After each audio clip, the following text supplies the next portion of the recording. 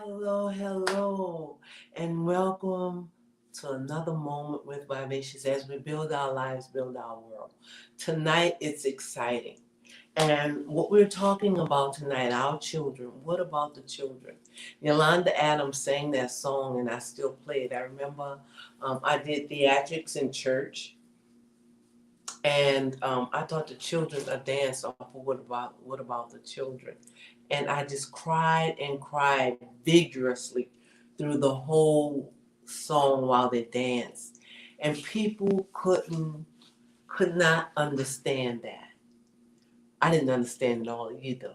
But at that time, these are the children that are having children and families today. And I thank God for what He gave me to impart into their lives. But a whole lot is going on with our kids. More and more and more stuff we hear every day. Right before I came on, and I hope she joins us tonight, I had someone mark of our children and everything they're going through. Sometimes it's not them just being bad. And I really pray that she comes on tonight and talk about some things, little children and mental health. She would be a great backup for me. I hope she's coming on. But anyway, call somebody who have something to contribute about raising our children today. I wanted my sister to come because our time was totally different and we see things differently. So I needed some backup. But see you in just a minute. Get in touch with somebody. Don't forget to like it and don't forget to share it. Okay? All right. And of course, what's that other thing you have to do? Do you know that other thing you need to do? Subscribe. See you in a minute. Welcome to A Moment with Vivacious, a freedom ride where we the people gather to build ourselves, our family, our community, and our nation. For the sound of America for progress has reached critical mass. Understanding that we must put aside our differences to focus on the greater good. This is a place of collaboration to rebuild and restore our nation. Welcome to A Moment with Vivacious. Hey. How are you guys? Good evening. Oh, I had quite a week. Sometimes you go through some things and I'm just that type of person. You don't know if I don't like it. But still together, we have to work it out. But anyway, we did all that. We had an exciting day yesterday down at the SCLC Women's Building. The ladies in Miss Lowry's death, we have a new lady, Patricia. I'll think of her last name. Very, just so inspiring and exciting, and definitely a chip off the old block, keeping things going as far as our civil rights are concerned. I want y'all to know that did not die. And I'm going to have somebody come in and talk to us. We do a lot of work. And a big important work that we do is to keep our history alive and to teach our children. We're setting up classes. I'm saying we because I'm a member, but I'm sure I'll participate in some way. I will participate in mentoring kids, but we're setting up history classes for our children. Look, I saw this is very important, and it's included in tonight because tonight we're talking about how do we save our children? What about our children? So we're setting up the mentoring classes over at SCLC. They have mentoring already. They already have mentoring classes, but they're going to start history classes. I was watching today. Sometimes I just go through things on YouTube, and it was this Jewish woman, and she was talking about the Holocaust, how her mama had to hide her in dead bodies. That's horrible. And she knew her whole history. She can go back to where she came from at the time of the Holocaust. And the last thing she said before it went off, I have to know this history. I have to teach it to my children. Because if I don't, it'll happen again. And that made me sad. Because when I'm talking to 25 to 40-year-olds, they don't have a clue.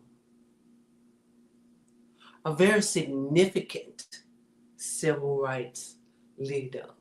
I showed my daughter, his picture. And she said, "Who is that?" I was like, "Lord, where have I failed?" I said, "Daughter, look, this is what I need you to do. This is his name. And what I need you to do is go look it up, read it, and teach it to your children. And I'm going to make sure she do that. Because this is why history is repeating itself. As much as we say we won't be slaves again, that's where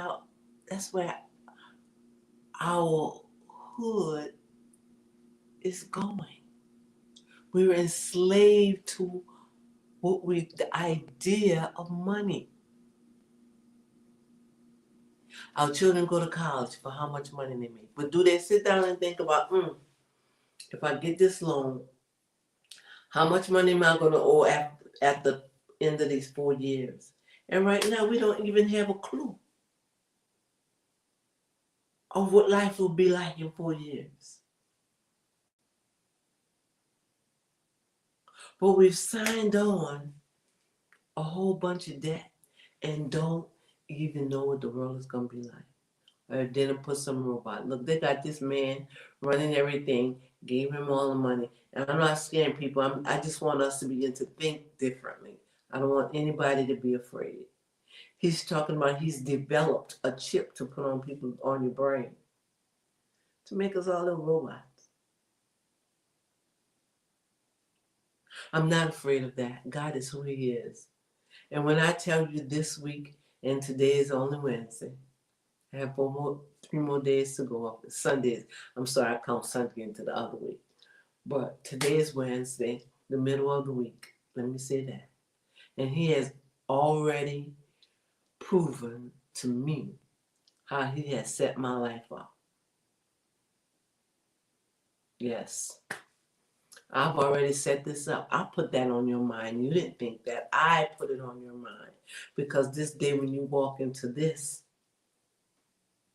and then I thought, no wonder people want me to think, my feelings was hurt, but want me to think you're taking something from me. You can have it. Because my God is way past awesome. And when I'm telling you this, I want you to understand that. But for parents and grandparents, let me tell you. I'm going to start with grandparents first, and then we're going to start with children, and we're going to go all the way up, unless you want to intervene, okay? For me, my grandparents died. I can remember my 2 grandmothers, 2 worlds apart, okay?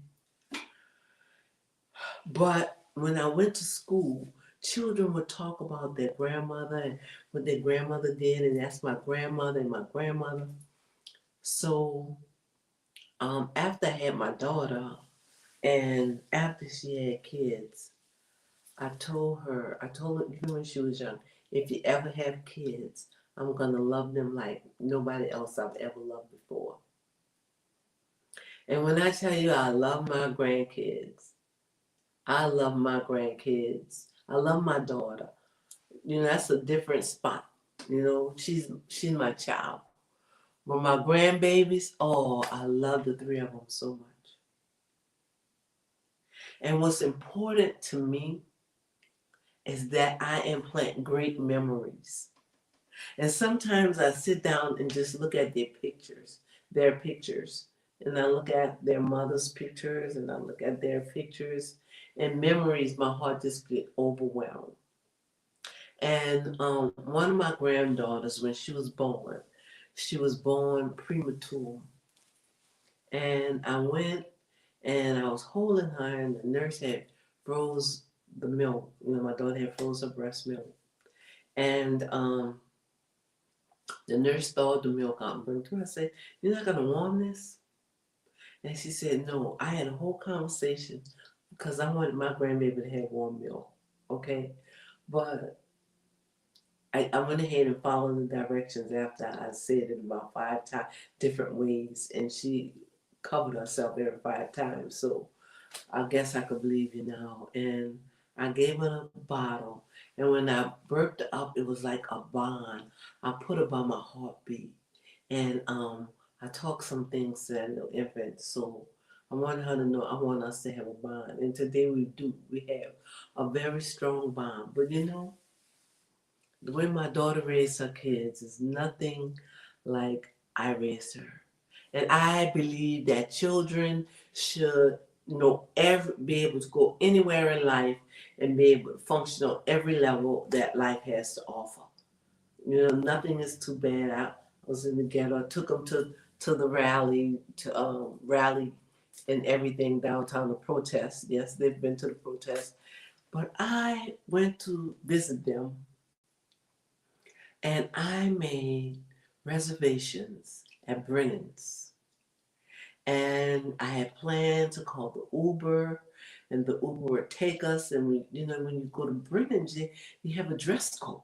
You had to be all dressed up. And I want y'all to know we never made it to Brennan's, okay? I don't know if my granddaughter got sick on purpose, but she was sick till she thought time was over. So then I said, okay, let's get dressed up and we're gonna go anyway. And we'll call and see if they have any open tables. And I want y'all to know we almost literally had to fight because my grandbaby did not want to dress up. So to make a long story short, that part I never got them to go to fine dining. They have gone to fine restaurants and all of that stuff. I mean hotels, but just a day at Brennan's where you have to catch the Uber, and it didn't work. Okay, and this is how close they are. I got my grandson a suit. And we went out and we bought that Nike shirt and that he wanted to wear that suit, and he got those bad little shoes. So eventually he held out as long because his sister said, "No," I heard him tell him, "No, don't put it on. Because if you put it on, she's gonna want to see us all dressed up." And he held out as long as he can. He put the suit on. I was like, okay, they know me. Okay, come on, let's all get dressed up. Y'all, we almost literally had to fight. So we ended up going to Longhorns. Can you believe that? We ended up at Longhorns. I say that to say, first of all, parents and grandparents, because some grandparents are raising their children. I say that to say, it's not going to be all like we did it. It's a whole new world. And if they did it all like we did it, I was just looking at this young man that came in, and he was all brokenhearted because his mama taught him truth. I can tell. Truth and obedience and walking the road. So he got a girlfriend. I think he was in 10th or 11th grade. And he got a girlfriend. And he was raised, and this is happening to quite a few guys. He was raised how to treat a girl. If this is your girlfriend, I'm just imagining the way we would have years ago. And this is it. And you open the doors so he treated her like, like she could never have received it probably. I don't know the little girl, and I'm just listening to how he talked to me about his heart and imagining, his hurt. He didn't tell me their story. He talked about his hurt. And so I say that to say, you can't raise the children the way we were raised and we raised our children. Not that we were perfect, because the world will eat them up.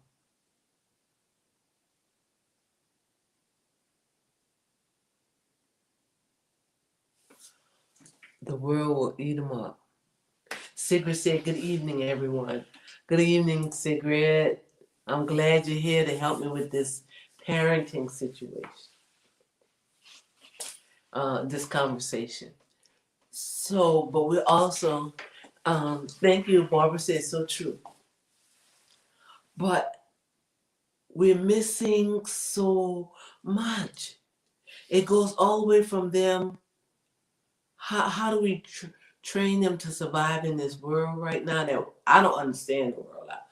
Every time my daughter got sick, I said, "Look, Chris, you gotta make it. You gotta raise these children." I couldn't do it. If I had to raise my grandkids, we would be enemies. We went to the restaurant and these phones. We went to the same restaurant that same day I was telling y'all about. We went to Longhorns instead of Brennan's. And the three of them, they jam, they look at each other and they make their plan. So you fighting the whole wall when you fight those three, because they're going to decide amongst each other their stand, and they're going to take it. So I had to devise, it was like a war. I had to devise a strategy to get past that phone, everybody's phone. So I had to go for the hardest. I had to go for the hardest one first. So in my mind, I said 1, 2, 3, and I snatched her phone. I was so glad my daughter told her she better not ever curse out her mom, because I might have got it that day, but I had the phone. But once I got that hard one's phone, I had the other one. I got the other 2 phones. I said, we come to talk. Okay, Nana, what you want to talk about? I want to talk about y'all. I have to know y'all. Y'all should ask me questions. Y'all should want to know about me and what it was like for me when I was young in my world. How you going to know your history? How you going to know yourself? Your grandfather's not here. You should want to ask me questions about him. You should want to know about Glenn and who he was, because that's going to help you know about you. And of course, at that time, I gave him a little of our history as a people.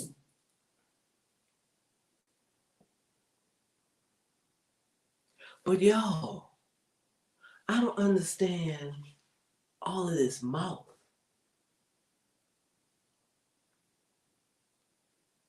All of this mouth the children give you. I want to give some incidents, and if anybody have anything to say, please jump in. It's the way children beating up their parents these days. Mm-hmm. The mama said, she grabbed a knife at me. Oh, but then she's behind the child's back. She's whispering, it was a butter knife. And in my heart, I'm thinking, it's the principle of the matter. What the world that child is doing with any knife at her mom. Oh, she beat me in the face with a shoe. Y'all.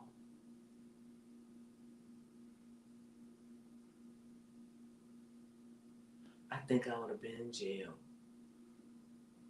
if that child would have tried to hit me with a shoe.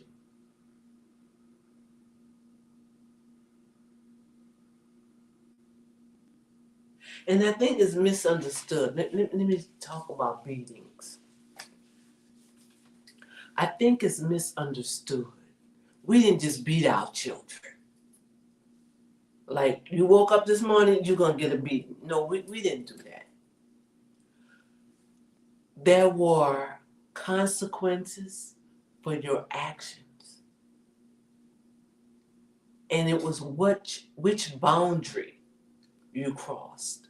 The same thing for us. I remember sitting back, like everybody knows, because I say it every week. My daddy raised me. Um, Parent give them too much and don't allow them to earn anything. That's it. Barbara, that's it. Barbara made a comment, so I'm gonna come back to that situation because I'll add it and carry it on, Barbara. My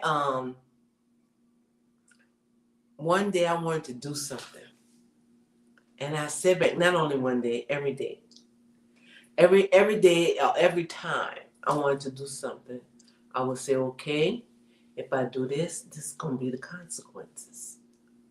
If I do that, that's gonna get a consequence. This would whatever Dad would do if we did a certain thing. But I knew when I crossed this big line that I would get a whipping. I hardly ever caught a whipping. I think I might have caught a whipping once or twice, but half of that was hiding out. But anyway, this day I wanted to do it, so I knew I was gonna get a whipping, and I wasn't gonna get out of it. But I had made that decision to do that horrible thing. But these days, Barbara's right. There's no consequences. There's no consequences.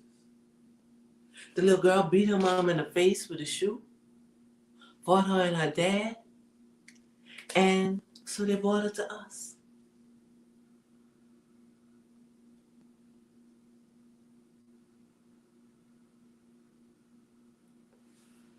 Children have phones. I can't talk about that without talking about mine because my grandkids have phones. I buy them the same phone I got. What? Not the same phone. The same services.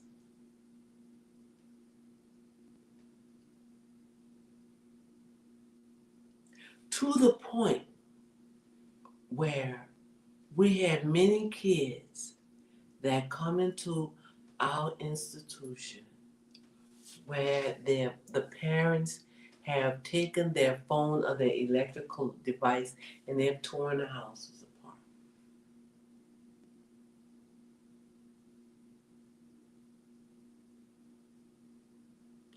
There's nothing these kids don't have. They can be living in a hotel. They have iPads, iPhones. Nothing. To the point when if the parents say no or want to correct them,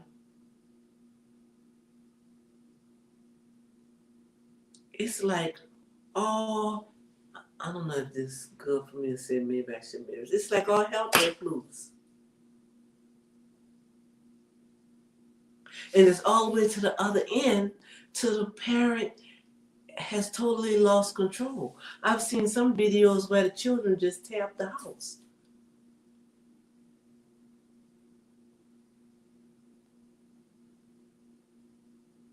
There's no boundaries. There's no boundaries. And this is not every home because I have a niece that have two sons. I am so, and I'm they're not the only people. They're just close to me.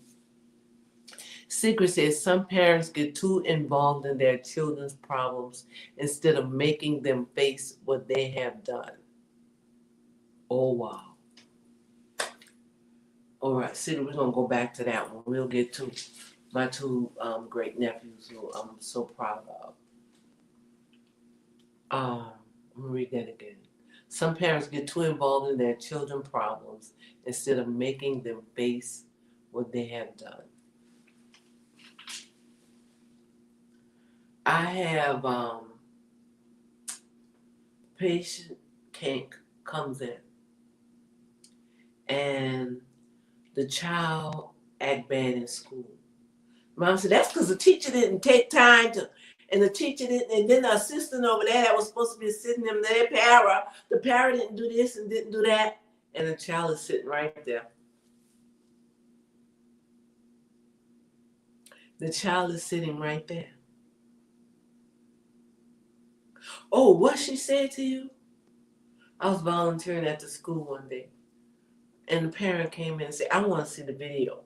What the assistant principal was saying, the child was in a fight, and she's asked to leave school. It wasn't even her fight. She jumped in a fight in a hallway, and she's asked to leave school. She's suspended until Monday. She has to come back Monday.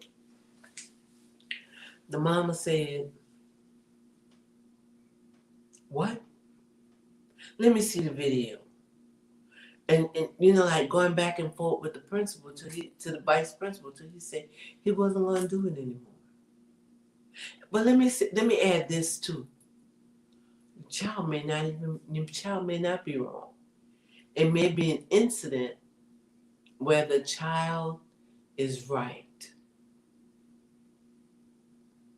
and because I got on a parent about that. He did one thing. He's autistic. So they're gonna blame everything after that. That's the report they're giving him. Everything after that, they blame on him like he's wrong, and he has nobody to stand for him because you're doing the same thing too. However, do not correct or talk to the teachers about that in front of him. I had a mama one time that was talking to me. She stood on the phone.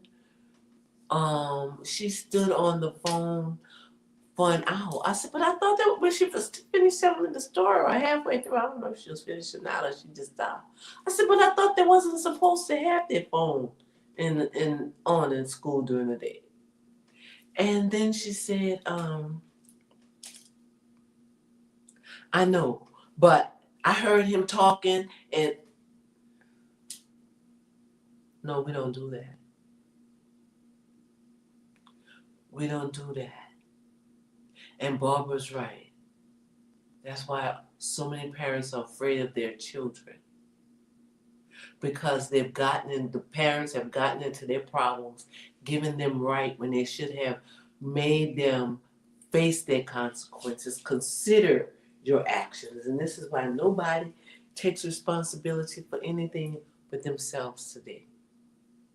Everybody going to court and sue.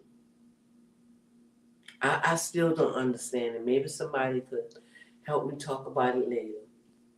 How somebody got on drugs, went out and bought the pills, took them, but it's the people's fault who made the pills. I think I think that's I think that's part of our society problem. Because grown people do the same thing. And those grown people are the people who's raising the children. And I think the law have a lot to do with it too. I remember sitting in intake, this man came in, y'all. He was crying so hard. His son, he took his son from his mom. Mom was living that bad life over there. All the boys in the house was drugs, all that stuff. So the daddy told me, this is the daddy side of this story. He was my patient that night. And the little boy, when the daddy was home, he wasn't expecting the daddy to come home. And daddy bought him all nice clothes so he could look good every day and everything. And the little boy came home and the daddy saw him get off the school bus. And he took him inside and he spanked him and he made him put on clothes and gave him a good talking to of why he needed to be like this and blah, blah, blah, blah, blah. Well, in the meantime, when the daddy went out off to work and he was there with his dad's wife, he called his mom and said he was abused. And the police came and arrested the dad off his job and brought him to jail for child abuse. Now the son was in the home with all the drugs. And the dad was stuck because his wife said, wait, we're not going through this. I can't even come get you out of jail. You're going to have to realize that this is not going to work. I can't imagine the feeling that man had at that moment.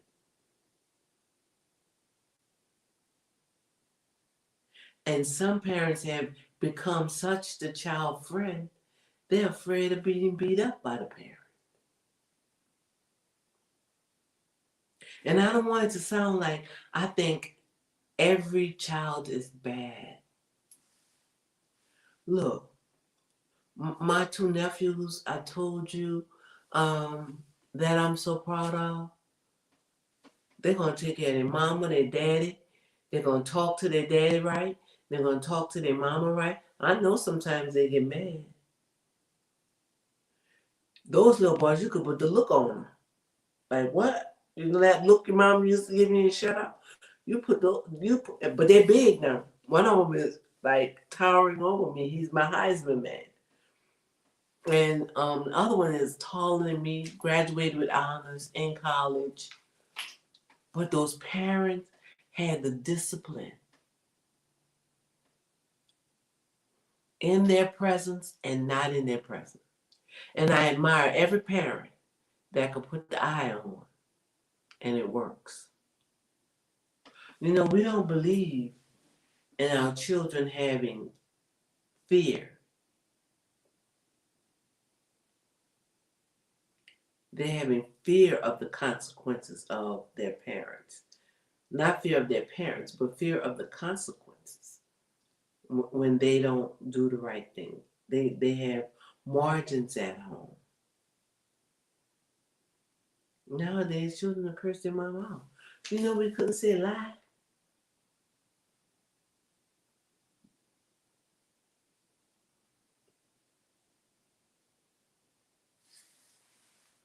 And then it spills over into the classroom. You have children who sit there and learn. My grandson's biggest peeve, and next year they're changing his school. He scholastically he's excellent, and he gets so emotional in the class when people are misbehaving. So for those parents who are giving their children, and their children go to school and learn,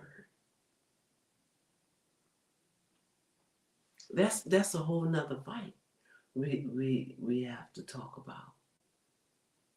My grandson one day went off in the class, screaming at the children to shut up. He come here to learn. Don't they want to learn something? And my daughter was like, Mama, he went off in the class.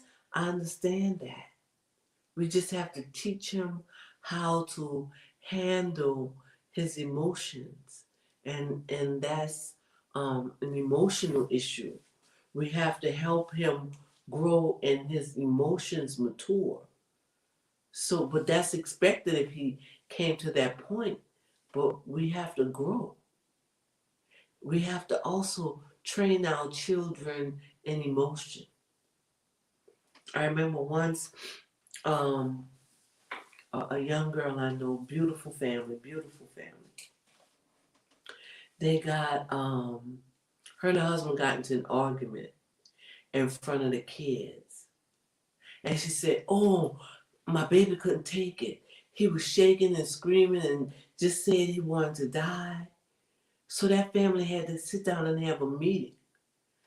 And those parents came to an understanding in front of their children. We will not argue in front of you anymore. No argument at home between us can come to that point.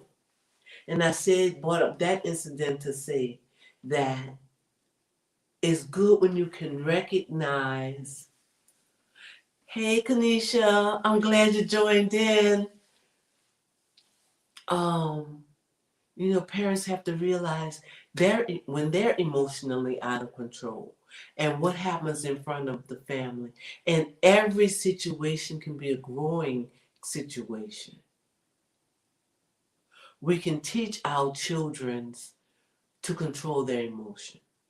What do you do if you're in a situation and you have no control over changing the situation and you can't remove yourself? Because that's going to come up in life too. And I want to say to every parent that that's parenting their children, that's learning to parent their children, that I'm very proud of you. For every parent that wants to learn how to parent their children, we have some Tiffany Williams and the other petite.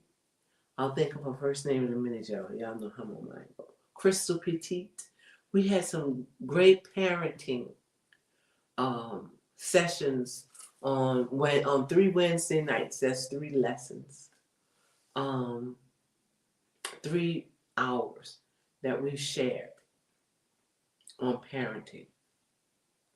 But I'm gonna have someone come and talk about um, emotional control in our children, because we also have to understand that everything they go through is not bad, and some things, not them just being bad.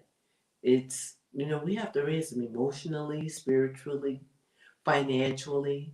The spiritually and financially is, and emotionally, all three of those things, when we think of everyday parenting, is lacking. Physically, we have to raise them. We have to mature them in all those areas. And sometimes, y'all, sometimes it's mental illness. Some mental illness come up at different ages and um, different times. Like when your child just won't sit down, won't sit down, won't sit down. The good thing I'm happy about is they're taking many children off of stimulant use for ADHD. I'm very happy about that, because that's what, if your child is on Adderall or any of those medications with stimulant, that's just what it do. It stimulates them. I don't know all of the chemistry of it, but if they're jumping up and down, running, won't shut up, it could be the medicine. But there's different medicines now, Strattera, different medications to treat ADHD that does not have narcotic. That is not narcotic. That don't have stimulant. And please be sure your child is tested, fully tested, before anybody gives them medication for anything.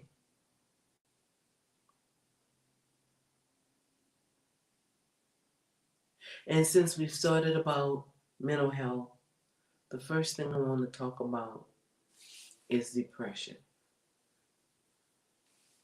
Our children are wanting to commit suicide at record-setting rates.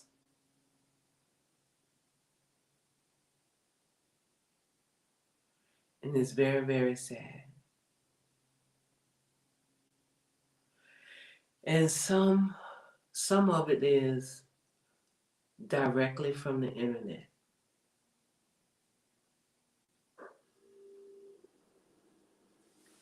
One young girl came in and she had carved into her legs. It showed her how told the internet, whatever she was watching, it said carve in death. She carved in death. They get sad. Some of it, sad things happen. They're in a bad situation at home. So many families are living in hotels. They're in sad situations. It's embarrassing. Um, some for different reasons. on the internet, they've gotten hooked on drugs and they're sad. Got hooked up with the wrong person on the internet, now they're on drugs, and you don't know if your child suddenly personality begins to change, and that child, Candy, you nothing like yourself. What you doing? What become suspicious? Search their rooms, search their internets, know the different sites that they're on that internet.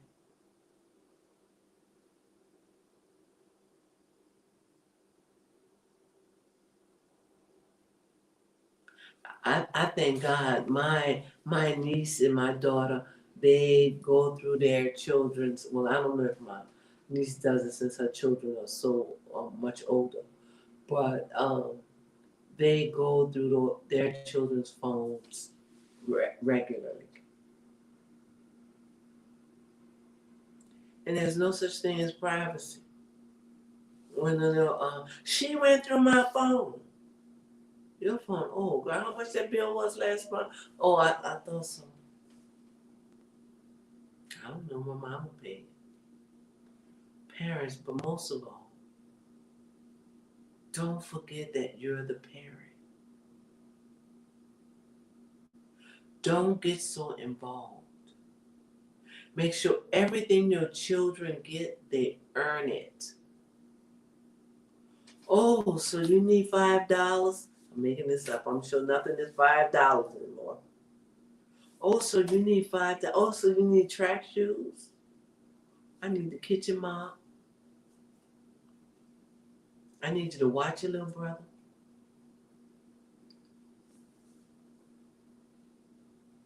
Again, I don't know how y'all mamas these days and grandmas that's having to raise their children deal with those moms.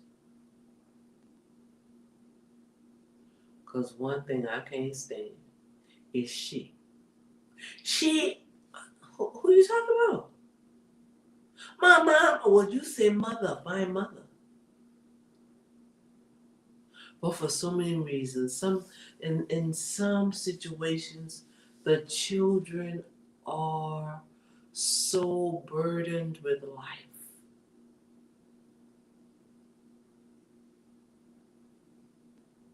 And when they come in and they tell me some of their stories, I'm like, oh my God, it makes me sad.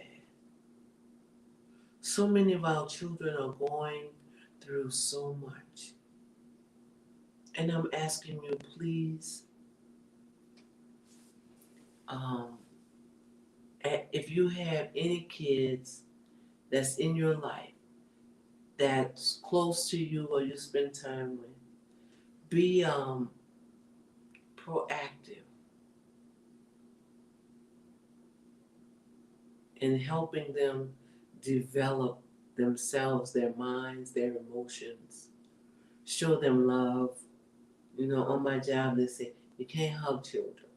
I say some of the hugs they get from me will be all the hugs they get in their life. They'll be 23 years old, standing in a corner, remembering Nurse Valley in that hug. If you could be kind to these kids, some of them it's not them at all. It's the parent.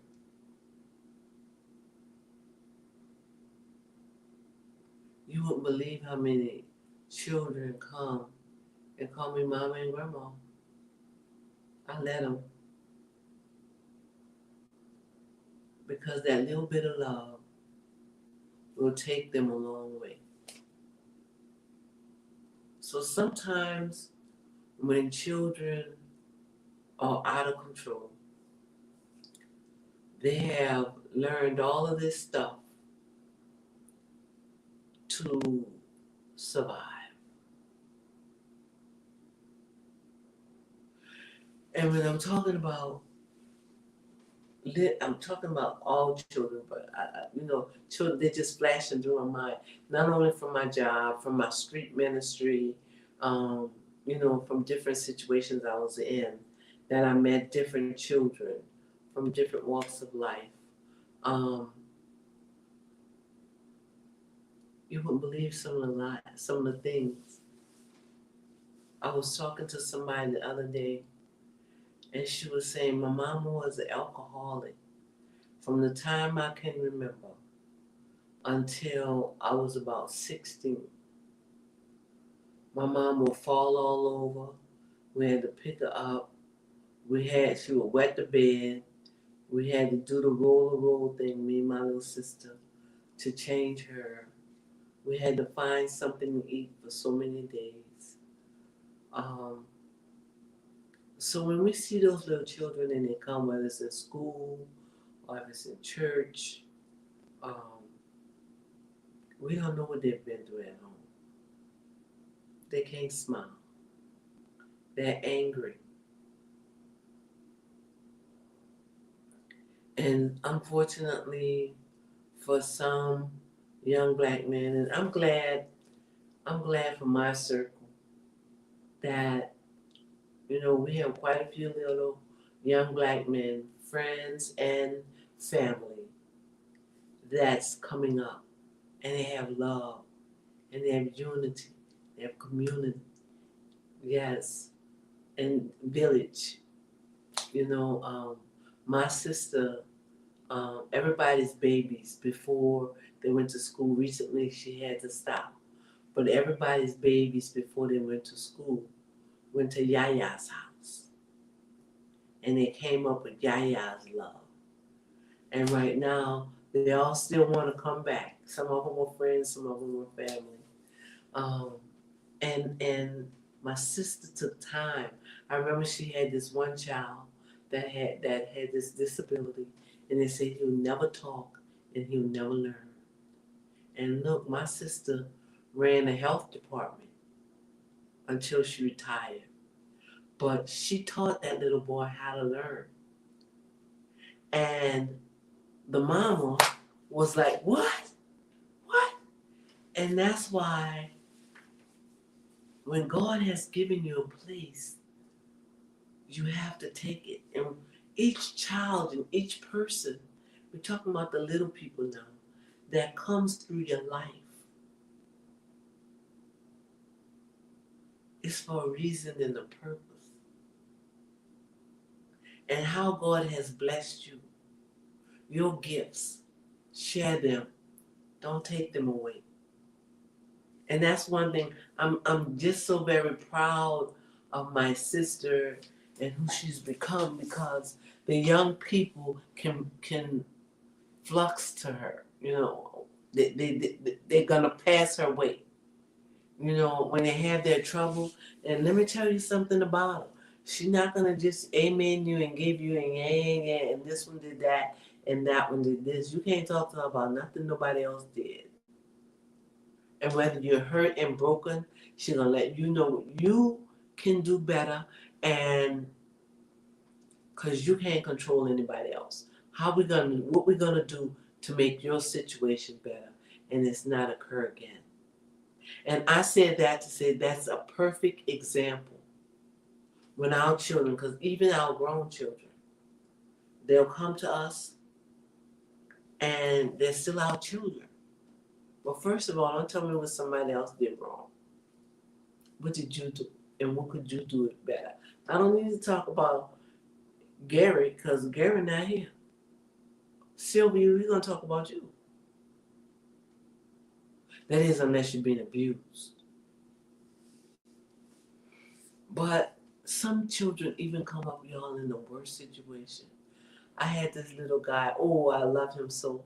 And I always remember him and always remember his name. But I'm going to tell y'all, he was a bad mamma jamma, okay? But this was his situation. His situation was that his mom and his dad broke up. His dad went meet somebody else and married them and had a life. And he was with his mom, who lived on the street. And they never had a house. So, I mean, they did have a house at one time, and Mimo had gotten him a house at one time. But his mom was living with a friend when they lost their house. So the friend said he couldn't come live there, but I understand. Okay. So the little boy would go, he got a gun from whoever give him guns, and he would steal cars and rob people. But most of the time he said he would steal cars, and because he didn't want to hurt nobody. He would steal cars, him and a partner, and then they go sell a car. And he would give somebody that was on drugs a little money to get him a hotel room. And that's how he lived. He lived in gangster survival mode. And it was so, so sad. It was so sad. And I'm saying that's an example, but that's a short example. That's not most kids. Some kids have mental health issues, as we discussed before. I'm reviewing, um, and they don't know better, and they can't know better, and they're acting that way because they're emotionally unhealthy, or they're mentally unhealthy, and sometimes we have to take them to have counseling and to get help and to get treatment um, when they're out of control of their emotions. And then some children, you can do all you can, have done all you can, and they just get with the wrong people and decide this is how I want to be.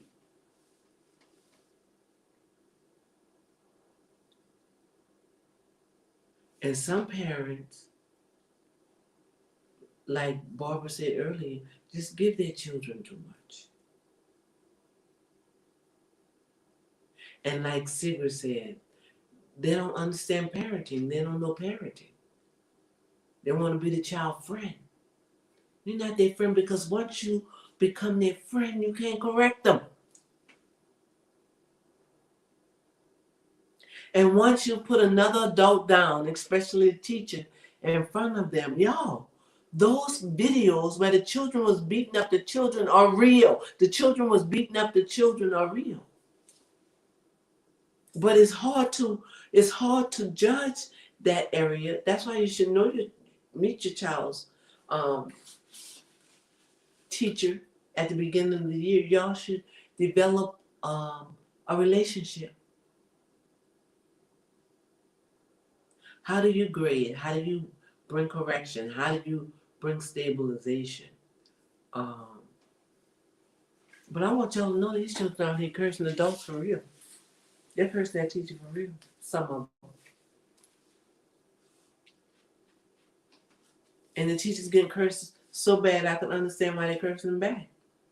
I would hope to pray if I was in that situation I wouldn't do it. I hope I know myself better than that.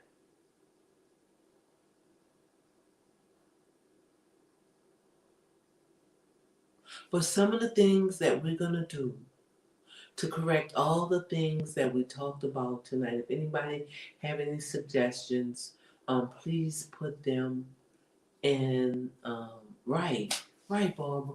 No respect. And it still goes back to the parent that don't demand respect in the home. Everybody equal. Well, they got to say something. They need some wisdom to say something with, honey. They need some wisdom to say something with. I remember when I was working at the jail, the guy was cursing. I said, "Excuse me? Don't you see I'm an older lady? You respect?" "Oh, my mama curse. I curse at home. My mama curse. I curse in front of my mama. My mama don't say nothing." Well, that was part of our back and forth. I said, "Well, you call your mom and tell her I say it." And so all the other inmates started telling him, "No, you can't curse like that, man. You can't do that here. Oh, that's right. I'm in the South. Well, I'm sorry, ma'am. I'm from Chicago." I said, "I don't care where you're from." But that didn't start happening because that was adults. That was jail. That didn't start happening once he became an adult. That started happening when he was 2 and 3 and 4, and they thought it was cute. My sister's a bit, my older sister's that's her pet peeve. Oh, that's not cute. The way he's talking about talking to people, or the way she's talking to that child is talking to grown-ups. Oh, you think it's cute now? Wait till he's talking to you like that. And you know what? She's absolutely right. She's absolutely right. We gotta, first of all, don't let your child answer you back for everything. Why are we going word for word? Because they're gonna go word for word wherever they go. So we're not doing that no more. We're throwing that out. We're making our children respectful. We're gonna raise them up spiritually. We're gonna talk to them about their emotions, especially anger. You have a right to be angry, but you're gonna control your anger and deal with it, and that's it. It's over. After that, you're going to have to deal with me. So financially, we can't just give them and give them and give them and give them. I was talking to a friend of mine. He has a grown daughter who decided she wanted to move out. He said, I had $500 to spend on her. I don't think she should have had the apartment, but she got the apartment. Listen to this. I heard that. Oh, $500.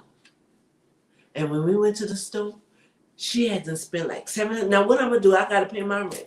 They had like $700. I said, why you didn't give me a budget? If this is all you have to spend, tell your grown daughter entering the store, this is what I'm gonna spend.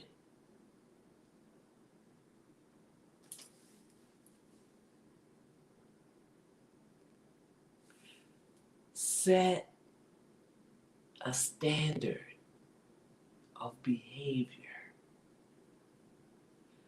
Teach them that we can take them anywhere in the world and they know how to act. That's going to come from us.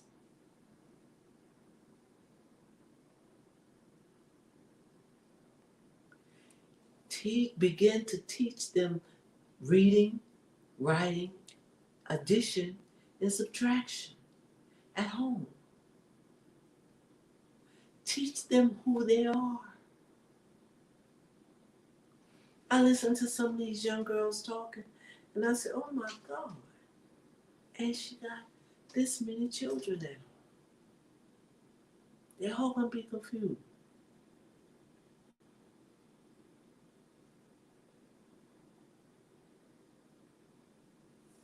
Sit down. Train them mentally, emotionally, spiritually, and financially.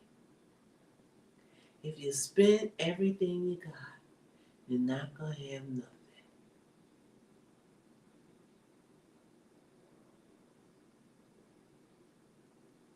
And the love of money is the root of all evil. Don't teach your children, do not love money. Because if you love money, money is going to be your God, and it's going to control you. And you'll do anything for it.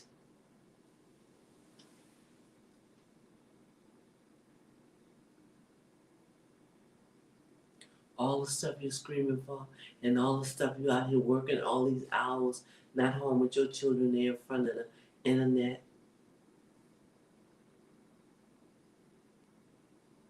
It could end up being a cause of death. I remember once somebody told me, because I didn't do nothing. I'm not responsible for any of that. And you know what I told them? Well, the assassin is not the real murderer. Person that assassinated them is not the real murderer. Who's behind the murder for real? Because you throw a brick and hide your hand.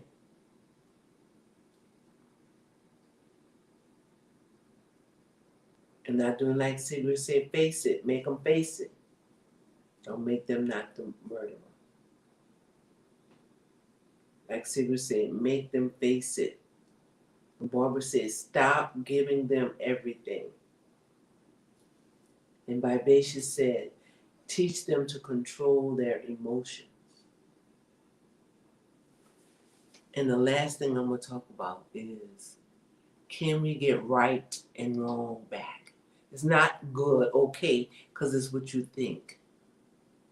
There is such a thing as right and wrong. So let's start there. What's right and what's wrong? I hope tonight was good. I hope it blessed us a little bit. Somebody had requested. Oh, Barbara said, how can we help them to be better? Now, this is what I think, Barbara. We're going to step back a little bit, y'all, before we close. Start with boundaries. Okay. Be quiet, because they're going to be trying to talk while you talk. Sorry.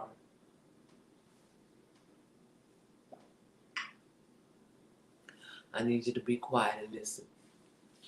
And when I finish giving you these rules, I'll give you an opportunity to speak.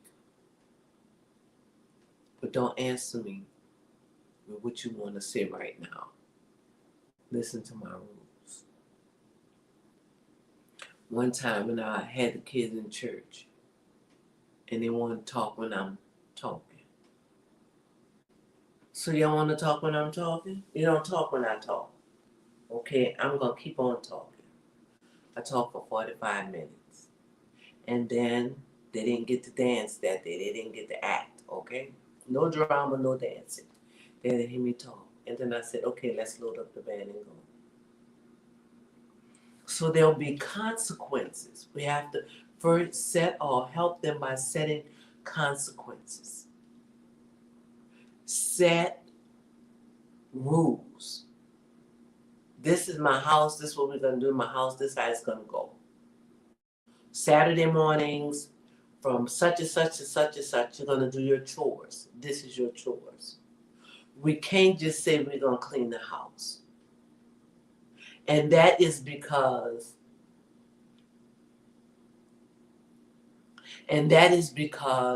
we want a shoe to fit. We don't want them having to decide how to do it and what to do it. So we're going to set certain rules. Sigrid says by putting the parents in parenting class. That's a good idea also. We can start parenting classes because we're starting history classes. We can start parenting classes, absolutely. But if you have strict, I don't mean strict like bam, bam, bam. I mean strict like specific guidelines.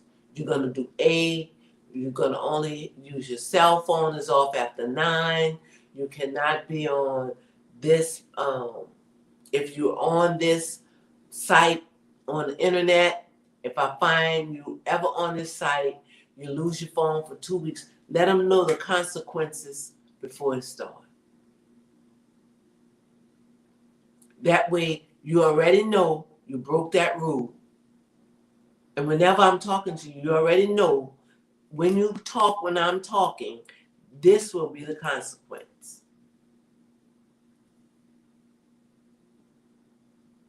So you're not going word to word, mouth for mouth for me anymore. We have to organize it exactly how you want it to happen in your house. Some parents believe in, they got to be able to say how they feel. Well, you get to say how you feel after we discuss all of this. But first, we're going to hold you responsible. And if you want to try to explain it to me after, I'll listen. After you didn't follow the rule. But the rule is ABC, and you did none of it. So what's the consequences when the rule is ABC and you did none of it? And Sigrid is right. If you need parenting classes, if you're stuck, if your home is out of control and you need help, go to Vivacious Speaks. Look up Tiffany Williams, 2 tapes, and Crystal PT. I'm going to say that first. But then you could go to YouTube and press parenting. Parenting an 8-year-old. Parenting a 7-year-old. If you have insurance, call a counselor. If you have a church, people don't have churches anymore, which is sad. But if you have a church, I was a counselor at the church. I was a certified counselor.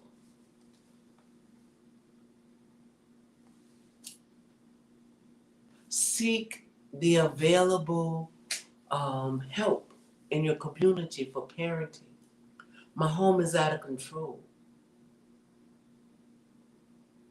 Look, we had a guy come in, and his mom was talking about what a wonderful child he was. This dude, no, have mercy. I said, this will be the very one who commits a crime, and the mama will get on television and say, my son is so perfect.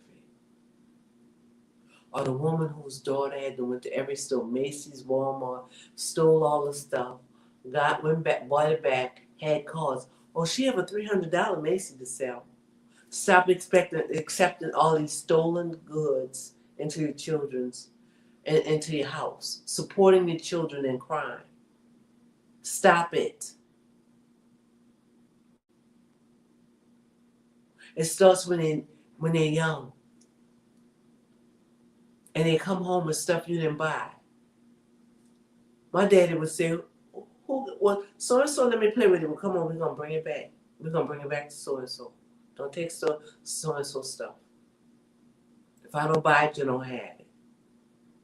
I had a mom say, my son was in the gang for 5 years, and I didn't know till he went to jail. Well, where in the world? Glad I caught that. Where in the world were you?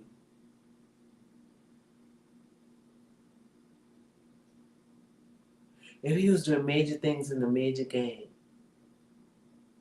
then where were you?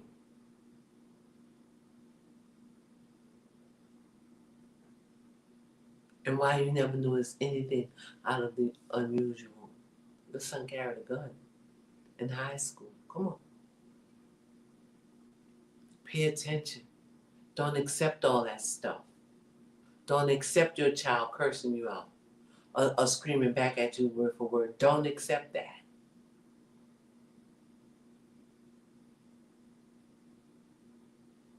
And get help. And talk to your friend. If you see your friend got it going on over here, oh girl, Johnny would never do that. Get help. Let's become that neighbors again. Let's become the village again.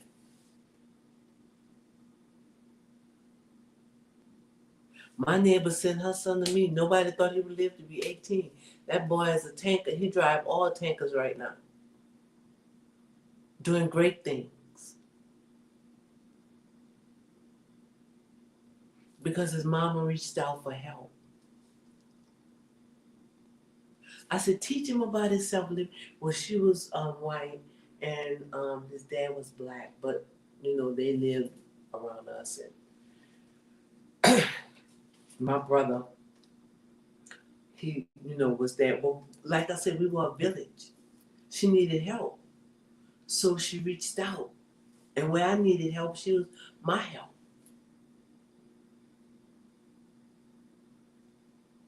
Get help. Don't try to do it alone. Thank y'all. I've been way over with no guests. I'm sorry. But we enjoyed that. We had a great time.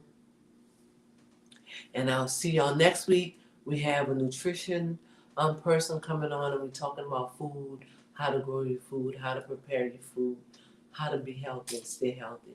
So see you next week. Good night.